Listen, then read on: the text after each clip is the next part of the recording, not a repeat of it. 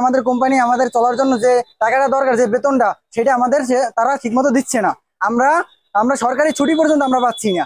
আমরা 8 ঘন্টায় মাত্র 240 টাকা পাই, তাতে আমাদের 8,000 টাকা হয় না ঠিক মতো। তো আমরা চাচ্ছি আমাদের 8 ঘন্টায় মাসে যাতে 12,500 টাকা হয়, সেই দাবি নিয়ে আমরা এখানে আসছি। তারা আমাদের যদি এই দাবি মানে, তো আমরা রাজপথে থাকবো না, আমরা কোম্পানির কার্যক্রমে চলতে দেবো ঠিকভাবে। আর যদি আমাদের দাবি না মানা হয় তাহলে আমরা রাজপথে থাকবো। আর আমাদের দ্বিতীয় দাবি হচ্ছে, আমরা সরকারি কোনো ছুটি পাই না। আর যদি কোনো সরকারি বন্ধ থাকেও, তার বেতন আমাদের দেওয়া হয় না। ওই দিনের বেতন আমাদের কাটিয়ে নেওয়া হয়, আমাদের কোনো বেতন দেওয়া হয় না।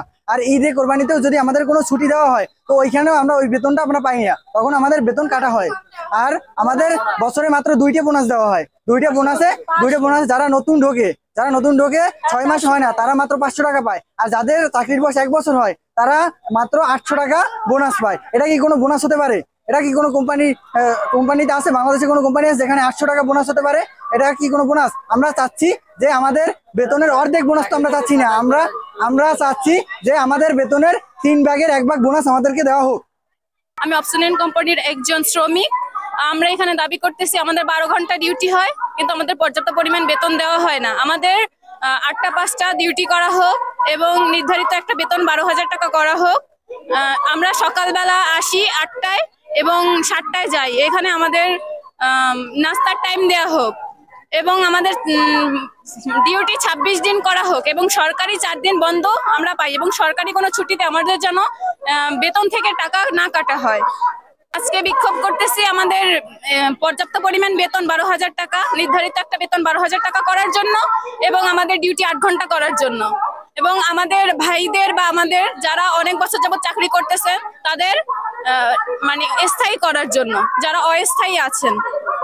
এবং আমাদের একটা ঈদে এবং কোরবানিতে আমাদের বোনাস দেওয়া হয় না, এই বোনাস দেওয়ার জন্য দাবি না মানা হয় তাহলে আমরা অবশ্যই যাব না। এভাবেই আমাদের আন্দোলন চলবে যতদিন পর্যন্ত না কর্মকর্তারা আমাদের আন্দোলন দাবিগুলো না মানতেছে, ততদিন পর্যন্ত আমরা রাজপথেই থাকবো। আমরা কেউ ওখানে অংশগ্রহণ করব না। 8 ঘন্টা ডিউটি করি আমরা, এখানে পাই 260 টাকা। এখন পাই 260 টাকা। আর 12 ঘন্টায় আমরা কাজে পাই 390 টাকা। আমরা চাইতেছি 8 ঘন্টায় যাতে 12,000 টাকা বেতন দেওয়া হবে।